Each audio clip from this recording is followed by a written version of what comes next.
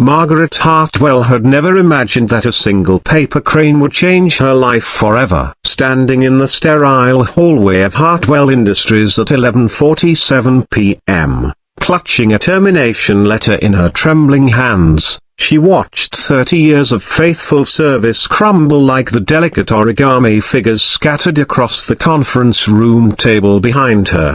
The fluorescent lights hummed overhead, casting harsh shadows on her weathered face as tears she'd been holding back finally broke free. At 62, starting over seemed impossible. But what hurt most wasn't losing her job, it was knowing she'd failed the one person who needed her most. "Mom, you need to turn in your keys," the security guard said gently, his voice barely above a whisper. Even he seemed uncomfortable with what had just transpired. Margaret nodded, fumbling with the keychain she'd carried for 3 decades. Each key represented a door she'd unlocked before dawn, an office she'd cleaned with meticulous care, a space she'd made welcoming for people who barely noticed she existed, until tonight, when CEO Jonathan Pierce discovered her unprofessional conductor folding paper cranes during her break. 3 hours earlier, Margaret had been in the 20th floor conference room,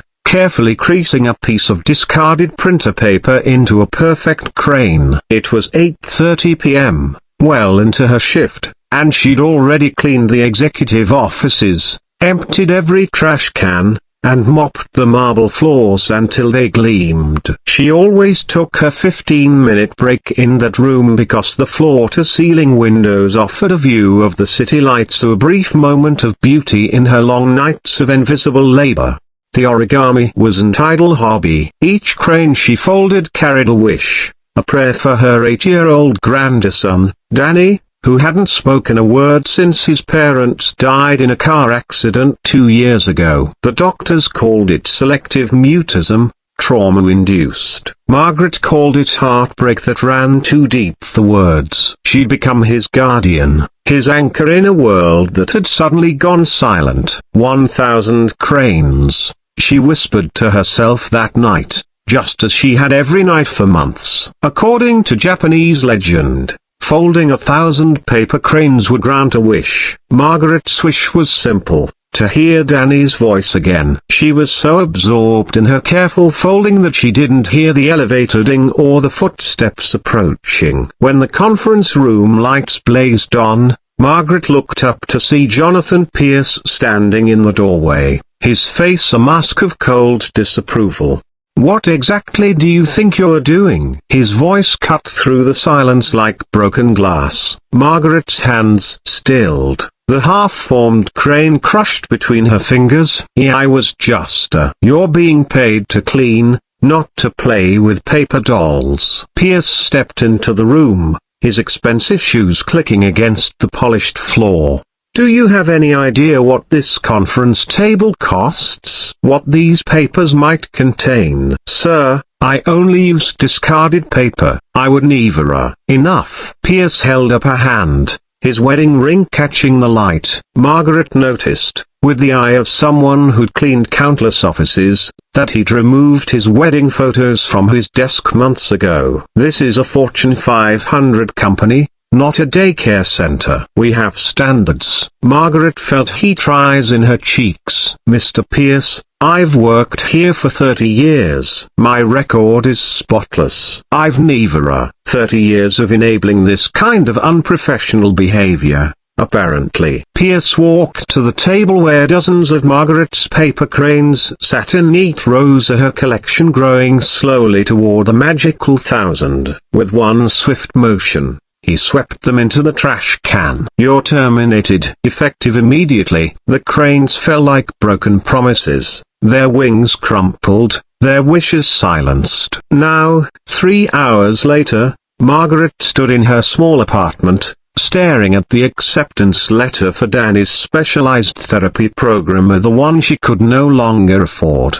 The program that might have helped him find his voice again. She sank into her threadbare armchair, overwhelmed by the weight of failure. Danny appeared in the doorway, his dark eyes wide with concern. At 8, He possessed an intuitive understanding of emotion that adults often lacked. He could read Margaret's despair in the slump of her shoulders, in the resignation written across her face. He padded silently across the room and climbed into her lap, his small arms wrapping around her neck. Margaret closed her eyes, breathing in the scent of his strawberry shampoo, trying to memorize this moment of connection. "I'm sorry, sweetheart," she whispered. "Grandma messed up. I don't know how we're going to." Danny pulled back suddenly, his eyes bright with urgency. His small hands moved to her face, cupping her cheeks as if he could transfer his thoughts through touch alone. His mouth opened, then closed, frustration flickering across his features. Then,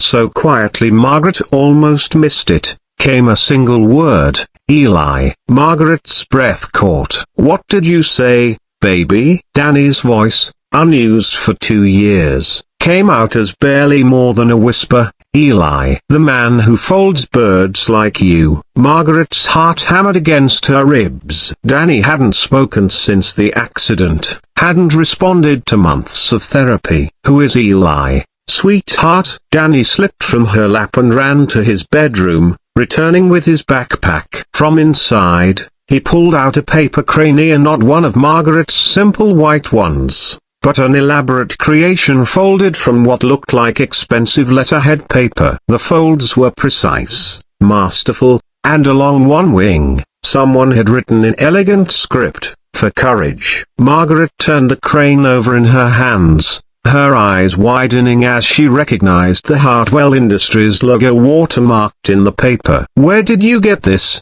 Danny?" "The nice man in the big office," Danny said, his voice growing stronger with each word. "When you clean at night, sometimes he stays late too. He saw me waiting in the lobby and showed me how to make the special birds. He said his daddy taught him when he was sad." Margaret's mind raced. The big Messiah Pierce's office. But that was impossible. Pierce had just fired her for the very thing Danny was describing. "Danny, what did this man look like?" "Tall, sad eyes like mine used to be. He has a picture of a little girl on his desk that he hides when other people come." Danny's words tumbled out now, as if a dam had broken. "He told me the birds carry wishes to heaven. He makes them for his little girl who went away." Margaret's hands trembled as understanding dawned. The removed family photos, the late nights at the office. Pierce wasn't just a heartless shah, he was a father drowning in his own grief. The next morning,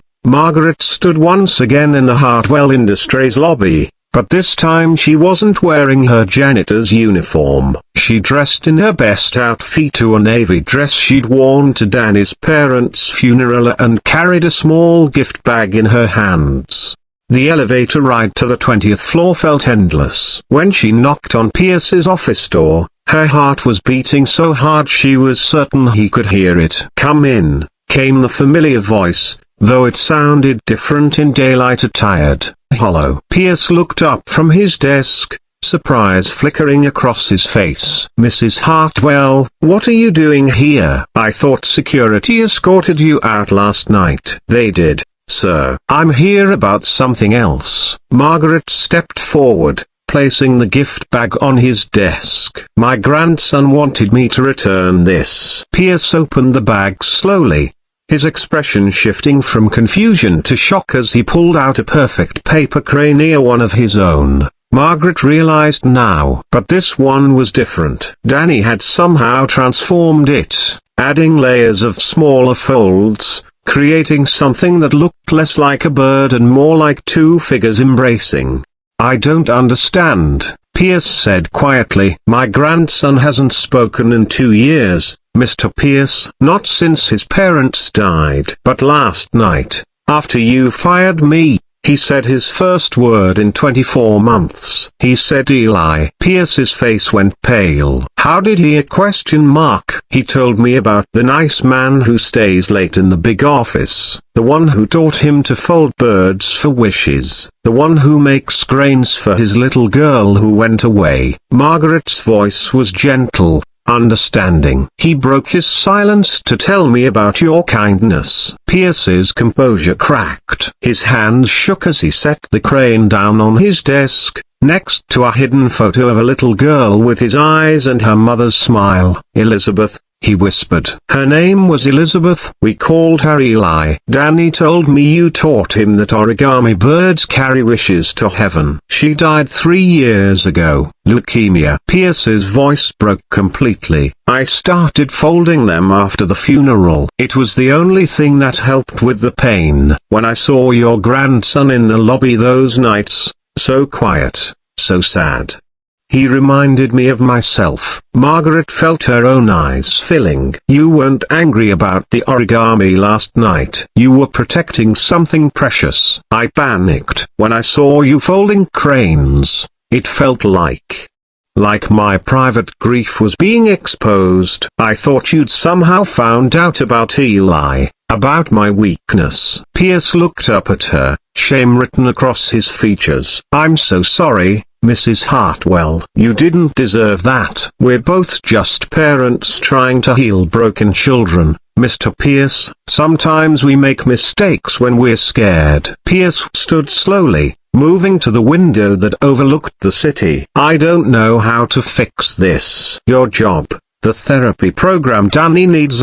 I looked into your situation after last night. I know about the acceptance letter. I'm not here for my job back, sir. I'm here because a little boy who hasn't spoken in 2 years found his voice talking about your kindness. That's worth more than any paycheck, but it's not enough, is it? Pierce turned back to her. Danny needs that program. Margaret smiled sadly. We'll find another way. We always do. Pierce was quiet for a long moment, staring at the transformed crane Danny had created. When he spoke again, his voice was stronger, more certain than Margaret had ever heard it. Mrs. Hartwell, I'd like to make you an offer. Not your old job back as something better. Hartwell Industries has been talking about creating a family support program for employees dealing with trauma and loss. We need someone to run it. Someone who understands what it means to hold a family together when everything falls apart. Margaret's breath caught. Sir,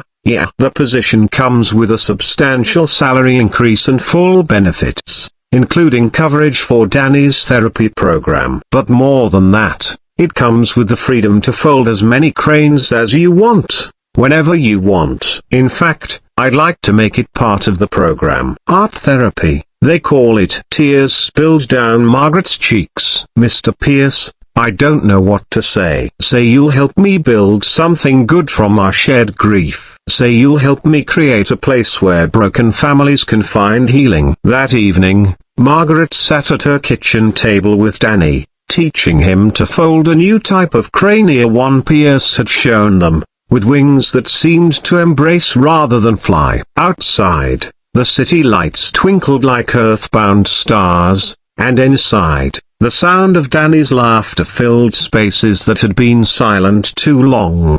Tell me again about Eli, Margaret said, watching Danny's small fingers work the paper with increasing confidence. She was his little girl, Danny said, his voice clear and strong. And now we make birds for her too, so she knows she's not forgotten. Margaret nodded, understanding flooding through her like warmth. Sometimes the most profound connections happen in silence, between souls who recognize their shared wounds. Sometimes healing begins with the simple act of folding paper into hope, one crane at a time. On Pierce's desk the next morning sat 2 cranes, one Margaret had folded for Danny's voice, and one Danny had folded for Eli's memory. They sat side by side, paper wings touching, carrying wishes between heaven and earth, reminding everyone who saw them that kindness, once given, multiplies beyond measure. In the end, Margaret learned that sometimes you have to lose everything to find what really matters. And sometimes, in the quiet spaces between heartbreak and hope, a child's whispered word can change not just one life, but an entire legacy of love.